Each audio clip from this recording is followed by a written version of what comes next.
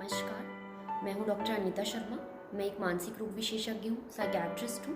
और मैं ग्रेटर नोएडा में प्रैक्टिस करती हूं। आज हम अपने इस वीडियो में बात करेंगे एक बहुत ही इम्पॉर्टेंट मानसिक रोग के बारे में, जिसे हम OCD कहते हैं, यानी ऑब्सेसिव कंपल्सिव डिसऑर्डर। इस बीमारी के मरीज जो हैं हमारे आसपास हमारी फैमिली में कई बार होते हैं, लेकिन इसके लक्षणों की जानकारी नहीं होने की वजह से हम उन्हें पहचान नहीं पाते, जिसके चलते जो है मरीज का ट्रीटमेंट जो है बहुत डिलेड हो जाता है और उसकी वजह से जो है काफ़ी ज़्यादा जो है उसकी पर्सनल, ऑक्यूपेशनल और सोशल लाइफ में इम्पेयरमेंट रहता है। तो जैसा कि नाम से स्पष्ट है, ऑब्सेसिव कंपल्सिव डिसऑर्डर में दो तरह के लक्षण होते हैं, ऑब्सेशंस एंड कंपल्शंस। ये जो मानसिक रोग होता है ये हमारी आम जनसंख्या में 3 to 5% लोगों में जो है मिलता है। इस मानसिक बीमारी के लक्षण जो है वो एक 5 साल के बच्चे से लेके एक 70 ईयर ओल्ड व्यक्ति में भी जो है अचानक से जो है आ सकते हैं। लेकिन ये जो लक्षण होते हैं वो शुरू में काफ़ी माइल्ड सिम्टम्स होते हैं और जिसे जो है व्यक्ति जान नहीं पाता, जिसके चलते जो है काफ़ी सालों बाद जाकर जो है मरीज जो है वो डॉक्टरों के पास, साइकियाट्रिस्ट के पास ट्रीटमेंट के लिए आते हैं, जब तक सिम्टम्स की सिवियरिटी काफ़ी बढ़ चुकी होती है। अब ये ऑब्सेशन और कंपल्शंस क्या होते हैं? ऑब्सेशंस का मतलब होता है एक ही तरह का विचार या एक ही तरह की इमेज या एक ही तरह की अर्ज, या जिसको हम इम्पल्स कहते हैं कि मतलब एक sudden desire to do something, मतलब कुछ करने की बहुत ही ज़्यादा अनकंट्रोल्ड अंदर से इच्छा, जिसको हम अर्ज कहते हैं। तो एक ही तरह का बेकार का जो विचार या इमेज या अर्ज जो है वो व्यक्ति के मन में बार बार आती रहती है। ये जो विचार होते हैं बहुत ही अनवांटेड होते हैं और ये पेशेंट को, मरीज को लगता है कि ये बहुत इरेशनल, इलॉजिकल, मतलब विचार जो है बेकार के विचार हैं, बेकार की इमेजेस हैं, बेकार की अर्जेस हैं जो वो नहीं सोचना चाहता है, लेकिन उसके बावजूद जो है ये उसके माइंड में आते हैं और वो इन्हें कंट्रोल नहीं कर पाता है। अगर मरीज़ इन्हें कंट्रोल करने की कोशिश करता है तो उसे बहुत ज़्यादा घबराहट या एंजाइटी होती है। और ये जो विचार होते हैं ये आम जिंदगी की जो नॉर्मल छोटी मोटी चिंताएं होती हैं उस तरह के नहीं होते हैं। ये बिल्कुल ही अनरिलेटेड और इलॉजिकल तरह के जो है विचार होते हैं। और जब व्यक्ति इन विचारों को रोक नहीं पाता है, उसे घबराहट होती है और उसके चलते उसे कई बार बहुत ज़्यादा गिल्ट की फीलिंग आती है और वो समझ नहीं पाता कि ऐसा उसके साथ क्यों हो रहा है। अब ये ऑब्सेशन और कंपल्शन जो है कई तरह के होते हैं। तो इसमें जो मोस्ट कॉमन टाइप होता है वो होता है कंटामिनेशन का ऑब्सेशन, मतलब कि गंदगी, जर्म्स और सफाई को लेके जो है व्यक्ति के मन में बार बार विचार आता है। मतलब व्यक्ति को लगता है उसका हाथ, उसके आसपास की चीज़ें, घर, कपड़े, बर्तन जो है सब बहुत गंदे हैं और वो जब उन्हें साफ़ करने के लिए जो जाता है, धोता है, तभी भी उसका जो है मन से जो है वहम ख़त्म नहीं होता है। उसे लगता है कि अभी भी जो है साफ़ करने के बाद भी हाथ ठीक तरह से साफ़ नहीं हुए हैं, अभी भी इसमें जो है गंदगी लगी हुई है, साबुन लगा हुआ है, जर्म्स लगे हुए हैं, जिसके चलते वो बार बार अपना हाथ धोता रहता है। कई बार साबुन यूज़ लगाता है, बहुत सारा पानी यूज़ करता है और इस तरह के मरीज जो है कभी 1-2 दिन में ही पूरी एक टिक्की साबुन ख़त्म कर देते हैं, कभी दिन भर में जो है पूरी टंकी के पानी को ख़त्म कर देते हैं और घंटों घंटों तक सिर्फ सफाई ही करते रहते हैं। और जब उसके परिवार वाले बोलते भी हैं कि भाई ये साफ़ हो गया है, लेकिन फिर भी जो है उनका मन नहीं मानता है और अगर वो नहीं धोते हैं तो उन्हें बहुत ज़्यादा घबराहट और एंजाइटी होती है। तो यहाँ पे जो ऑब्सेशन होता है वो कंटामिनेशन का होता है, एक थॉट, विचार जो गंदगी का है, और इसको न्यूट्रलाइज करने के लिए, इससे होने वाली एंजाइटी को कम करने के लिए जो है मरीज़ बार बार धोता है, जिसको हम वॉशिंग कहते हैं, रिपीटेटिव, जो एक तरह का कंपल्शन है। तो ऑब्सेशन से होने वाली जो एंजाइटी या घबराहट होती है उससे जो है कंपल्शन न्यूट्रलाइज करते हैं। इसके बाद जो दूसरी तरह का ऑब्सेशन होता है वो होते हैं पैथोलॉजिकल डाउट्स, जिसमें क्या होता है व्यक्ति जो भी काम करता है उसे उसमें ये डाउट आता है कि वो ठीक से नहीं हुआ है। इस तरह का वहम उसके मन में बार बार आता है। फॉर एग्जाम्पल कि अगर वो दरवाजे का लॉक लगा रहा है तो उसे लगता है कि लॉक ठीक से नहीं लगा है, तो उसे चेक करता है, फिर 2-3 बार चेक करता है, फिर उसको घबराहट थोड़ी कम हो जाती है। लेकिन जब ये बीमारी ज़्यादा बढ़ जाती है तो ऐसा होता है कि मरीज़ एक बार अपने घर पे लॉक करके ऑफिस चला गया, लेकिन उसके मन में बार बार ये वहम चलता ही रहता है कि वो लॉक नहीं लगा, जिसके चलते वो ऑफिस से इवन वापस आके लॉक को जो है चेक करता है। इसी की तरह से कभी गैस का नॉब जो है किचन में बंद करने के बाद अगर गृहिणी को लग रहा है कि वो ठीक से बंद नहीं हुआ है, वो बार बार उसे चेक करती है। इसी तरह से जो कोई स्टूडेंट है जो पढ़ाई करता है उसे कई बार पढ़ने के बाद लगता है कि उसे ठीक से याद नहीं हुआ है और वो एक ही चीज़ को बार बार पढ़ता रहता है, जबकि वो उसे याद हो चुका होता है। तो ये इस तरह के जो डाउट्स होते हैं, इससे होने वाली घबराहट और एंजाइटी को रोकने के लिए जो है व्यक्ति बार बार चेकिंग करता है, जो एक तरह का कंपल्शन है। उसके बाद जो कई बार चेक करने के बाद भी जो है व्यक्ति का घबराहट कम नहीं होती है, तो वो बार बार रीअश्योरेंस जो है फैमिली मेम्बर से मांगता है, उनसे पूछता है कि मैंने ठीक से किया या ठीक से नहीं किया, पूरा इस काम हुआ या नहीं हुआ।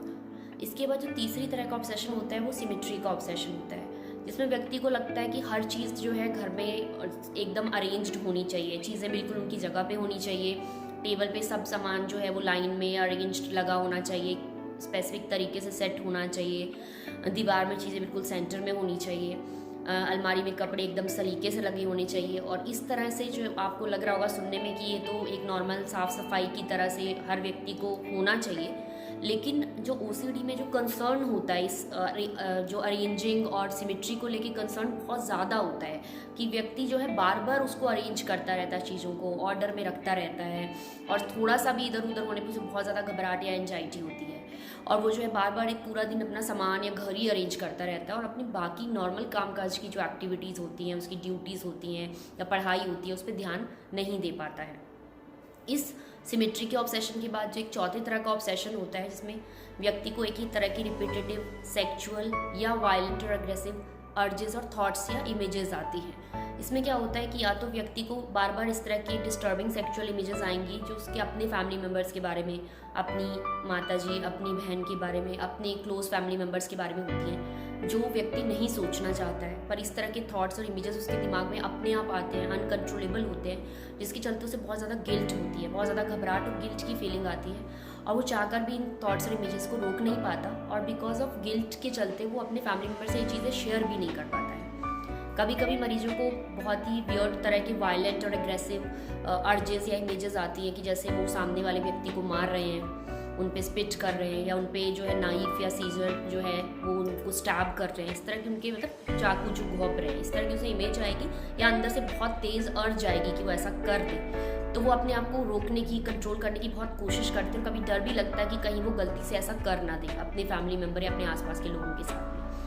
तो ये जो अर्जेस हैं ये बहुत ही डिस्टर्बिंग होती हैं, और इसके चलते बहुत ज़्यादा घबराहट और एंजाइटी होती है, जिसके चलते व्यक्ति आसपास के लोगों को अवॉइड करने लग जाता है, अपने आसपास जो शार्प ऑब्जेक्ट्स हैं उनको देखता नहीं है कि उनको देख के उसे इस तरह का विचार आएगा मन में। उसके अलावा एक और तरह का ऑब्सेशन होता है जिसमें व्यक्ति को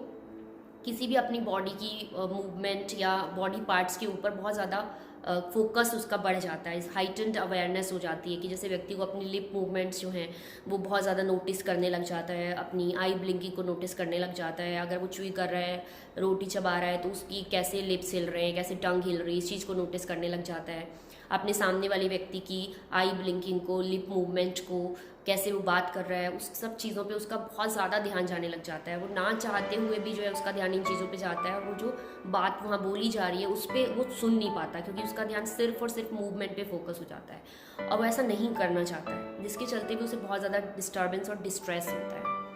तो ये जो है, इसके अलावा और भी कई तरह के जो है ऑब्सेशंस होते हैं। कई बार व्यक्ति को अंदर से बार बार इस तरह के रिपीटेटिव वियर्ड फियर्स आने लग जाते हैं कि उसके घर वालों के साथ कुछ नुकसान हो जाएगा अगर उसने कोई चीज़ एक पर्टिकुलर तरीके से नहीं करी, किसी चीज़ को एक तरीके से नहीं रखा, या किसी एक पर्टिकुलर दरवाजे से निकल कर नहीं गया, तो अगर उसने किसी पर्टिकुलर तरीके का कोई रिचुअल नहीं किया, अगर वो नहीं कर रहा है तो उसके घर में किसी को नुकसान हो जाएगा, इस तरह उसके मन में डर आता है, जिसके चलते कुछ वियर्ड तरह की वो हरकतें जो है बार बार करने लग जाता है और अपने आप को रोक नहीं पाता है ऐसा करने से। ये भी एक तरह का ऑब्सेशन और कंपल्शन होता है, इसमें रिपीटिंग रिचुअल्स कहते हैं। कई बार व्यक्ति को नंबर्स या काउंट करके किसी चीज़ को जो है कोई fix number of times repeat करने का कंपल्शन, ऑब्सेशन और कंपल्शन होता है, जिसमें व्यक्ति एक ही चीज़ को जो है 2, 4, 6, 8 इस तरह से ऑड या इवन नंबर्स में हर एक्टिविटी को करता है, क्योंकि अगर वैसा नहीं करेगा तो उसके मन में थॉट आता है कि उसके घर में किसी का कुछ बुरा हो जाएगा, तो वो ना चाहते हुए भी उसे वो बार बार वो चीज़ जो है fix number of times repeat करनी पड़ती है। तो ये जो OCD है ये इस डिफरेंट तरह के जो है इसमें साइंस और सिम्टम्स हो सकते हैं, और व्यक्ति जो है वो इनिशियली ये सोचता है कि शायद वो ये ख्याल जो है अपने मन से सोच रहा है, उसे बहुत ज़्यादा गिल्ट होती है, जबकि वो जानता है कि ये विचार उसके मन में अपने आप नहीं, मतलब वो नहीं सोच रहा है, ये अपने आप आ रहे हैं, वो उन्हें रोक नहीं पा रहा है, पर फिर भी जब वो अपने फैमिली मेम्बर से शेयर करता है तो उसे कहते हैं कि ये तो तेरे मन के विचार हैं, तो इसे कंट्रोल कर।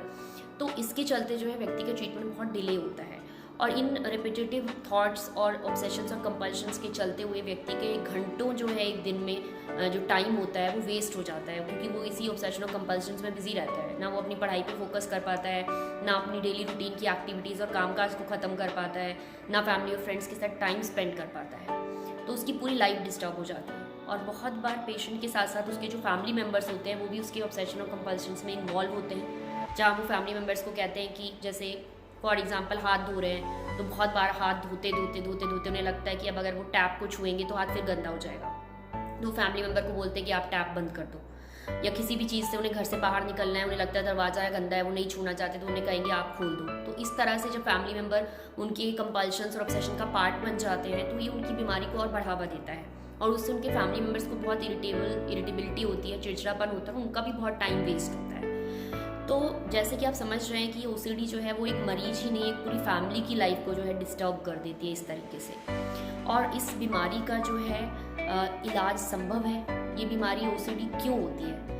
एक्चुअल में इसमें हमारे ब्रेन में केमिकल इम्बैलेंस हो जाता है। हमारे ब्रेन के एक पर्टिकुलर सर्किट में जो है न्यूरोट्रांसमीटर्स कम हो जाते हैं, स्पेसिफिकली सेरोटोनिन, जिसको बढ़ाने के लिए, सप्लीमेंट करने के लिए डिफरेंट दवाइयाँ आती हैं जो उस न्यूरोट्रांसमीटर को नॉर्मल कर सकती हैं और सिम्टम्स को काफ़ी हद तक कंट्रोल कर सकती हैं। तो जो OCD का ट्रीटमेंट होता है उसमें मेनली कुछ दवाइयाँ होती हैं, मेडिसिन्स होती हैं जो एंटी डिप्रेसेंट्स होते हैं, स्पेशली एक SSRIs ग्रुप की दवाइयाँ होती हैं जो सेरोटोनिन के लेवल को बढ़ाती हैं। उसके अलावा कई और तरह के एंटी डिप्रेसेंट्स भी OCD में काम करते हैं। उसके अलावा एक जो दूसरा इंपॉर्टेंट पार्ट होता है ट्रीटमेंट का, वो थेरेपी होती है, साइकोथेरेपी, जिसमें एक टाइप होता है CBT, कॉग्निटिव बिहेवियर थेरेपी, और exposure and response prevention therapy, जिसमें व्यक्ति को जो भी चीज़ से रिलेटेड रिपीटेटिव थॉट्स या डर उसके मन में आ रहा है उस सिचुएशन में उसको एक्सपोज किया जाता है और उस पर रिस्पॉन्ड करने से रोका जाता है। बट ये एक बहुत ही स्ट्रक्चर्ड ट्रीटमेंट प्रोसेस होता है जो एक साइकोथेरेपिस्ट या एक साइकियाट्रिस्ट ही कर सकता है। तो इसका बताने का पर्पस ये था कि ये जो बीमारी है इसका ट्रीटमेंट और इलाज संभव है दवाइयों से एंड थेरेपी से। का बेस्ट अप्रोच होती है वो combination of medicine and therapy OCD के केस में होती है। और जब आप जान चुके हैं कि ये जो मानसिक रोग है ये बहुत डिस्टर्बिंग है और इसका इलाज संभव है, तो अगर अपने आसपास आप किसी को भी इस बीमारी से ग्रस्त पाते हैं, अपने फैमिली मेम्बर्स को देखते हैं, तो उसे तुरंत जो है मानसिक रोग विशेषज्ञ साइकियाट्रिस्ट से मिलवाएं और उस बीमारी का जो है इलाज करवाएं।